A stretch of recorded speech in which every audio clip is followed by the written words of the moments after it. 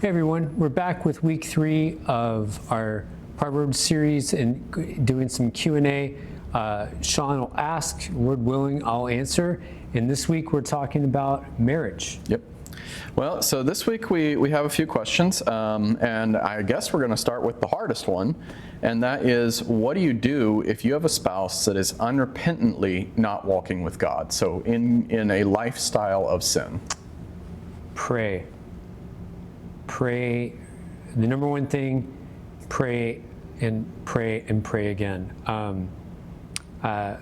Thinking about this question, I have a friend of mine in another state whose spouse just walked away from God, walked away from the faith, and their response was just to keep praying. They would, when they had opportune times, they would talk about it, but they waited until the spouse would either bring it up or was open to talking about it. They just didn't try to Hammer. And so pray, also talk about it. Don't, again, wait for those seasons. Don't bludgeon them with it. But then I would say another thing is get the church involved as much as you can, whether it's elders or other people in the church. If it's a wife that's walked away or unrepentant, maybe get some other ladies in the church to just minister to her. If it's a guy, definitely grab elders or people in your, if you're part of a discipleship community, get those guys in the team. But don't do it alone by any means. How do I handle this? Not by yourself. You need all the help you can get. And just, I would say one more thing, just pray just almost unstopped, nonstop prayer. Just God grab their heart, because God is able to do more than my trying to put them on a guilt trip or. Yeah, if they're constant in sin, we need to be constant in prayer. Yep. Okay. Well, a little less difficult question. How do we go about working out our differences in a marriage? So I don't think the person's asking about, forks up or down in the dishwasher or things like that, but more significant differences. I would say another time, pray before you walk in ready to fight. Mm-hmm. Walk in ready to serve. So if you were to, I'm thinking about husbands, does she know that you love her? Does she know that you are trying to work this difference out because you love her? And if you're a wife, do you love him? Does he know that? So I think anytime you have differences, I can only speak for our marriage, 25 years, almost 26 in, she knows that I love her and that I'm not going to just ram an idea down her, but I want her honest feedback.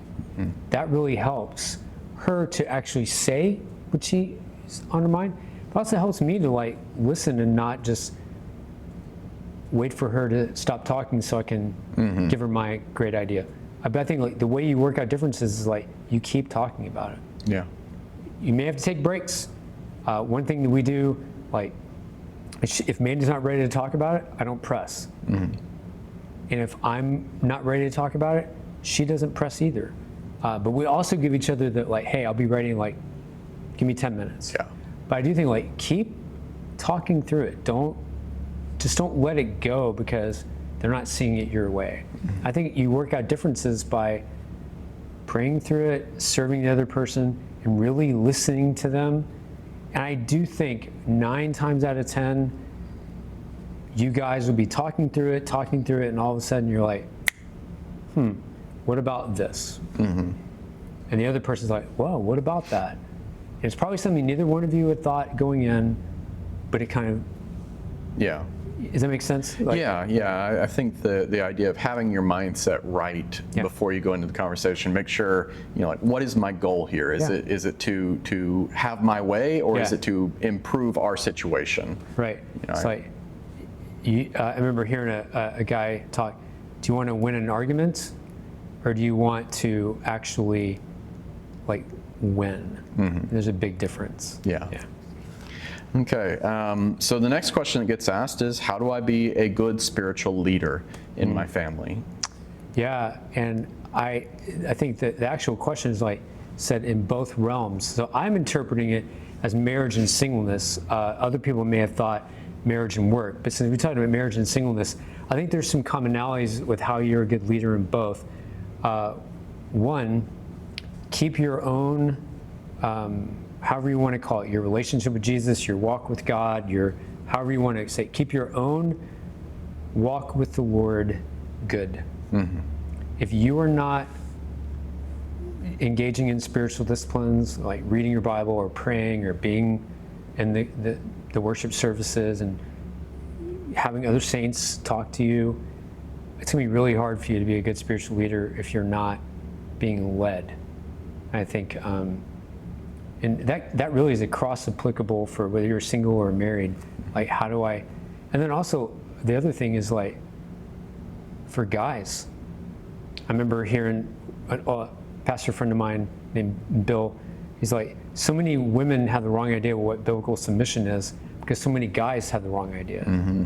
He talked about like this dumb example of like, the husband's in there watching college football, hey, turn the lawnmower off, put the baby down and make me a sandwich. Yeah. No, or you should submit. It's like, that's not, like, guys, are we loving her like Christ loved the church? Yeah.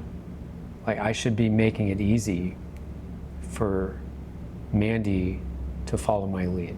Mm-hmm. And like, I think, and if you are the wife, like whatever I do as a husband, I better be running it through Mandy because she's wise. Mm-hmm. Like, she should not be just a little, oh, I don't have anything to say about this. We both have wives who are extremely smart. Yep. So like, it would behoove us to listen to what they say. So like, part of being a good leader is listening. Mm-hmm. Part of being a good leader is like serving. Before I ever say, hey, we need to go here, I'm gonna go, hey, what do you think? Yeah. So I think, and that goes, like I said, that's cross applicable for married or single. Keep your walk with God good, serve, listen. Mm-hmm. So. Yeah, that's kind of a great example of how wisdom can cross genres of life, because the same wisdom you just gave works just as well with work as a leader or in the home as a leader. Sure. Listen to the people that you're leading. You need that. Yeah. Okay, so our last question is, how do we engage through familiarity, and specifically they added keeping the spark alive? Yeah, it's fun. I remember talking with a buddy of mine, and he's like, I don't get monogamy, man. It's just, it gets boring after a while. And I just remember like popping off on him. I'm like, dude, you can do your greatest hits tour all you want, but like, we're making new music. Mm-hmm. And he was like taken aback. And it wasn't just like, gotcha, but it got me thinking about like, okay, we're 25 years in, like, but I'm not married to the same Mandy that I married to in 1998. So like, it's different. I think one of the ways you keep the spark alive is realize, oh, I'm married to this person in 2024, and they're different than when I got married. Mm-hmm. So how can I learn from where they are now? That is an intriguing thing to explore. Like, what's different about Mandy now than she was even 5 years ago? Yep. How am I mean, I'm, golly, physically different, emotionally different than I was when we got married. So part of that keeping the spark alive is like realizing this is the season we're in. How do I like notice things about her? There's certain things that I've noticed about my wife in the last year that I had never thought about before. That's been fun. And like, I think one way you do that is just really pay attention. Don't let a day go by without like, okay, Lord, help me to notice something about my spouse that will help me engage them. Conversation, romance, however you want to put it. Like, I'm sure the Lord will be gracious to give you a ton of stuff. Yep. It's always like being curious about like, what are they like? What are they doing? Like, what are they into as far as like music or shows or hobbies, interests, whatever. Yeah. I think that is plenty to like keep that spark going alive or even improve. So, Yeah. Yeah, improve is the word I'd use. Like you were talking about the greatest hits tour. To me, the idea of, well, monogamy is boring, I just want to keep doing, new things all the time. It's like I hesitate to use the analogy, it's like you're starting a new hobby every time you do that. So you're starting fresh, and yeah, you get the initial phase of, oh, this is interesting, but if you never go anywhere with it, then you never plumb the depths of it, Yep. and you never get better at Yep. it and things like that. With a marriage, you're always experiencing something new. Yeah. Because no one stays the same. Right. And you're not only experiencing new things, you're getting better and better and better in your marriage. Yeah.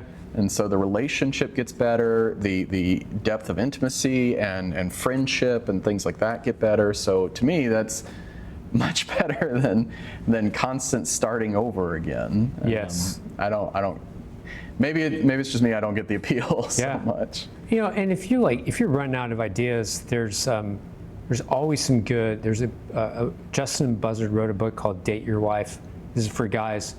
But I mean, really, wives can read it and go, that's a dumb idea. But they can also read and go, oh, that's a great idea.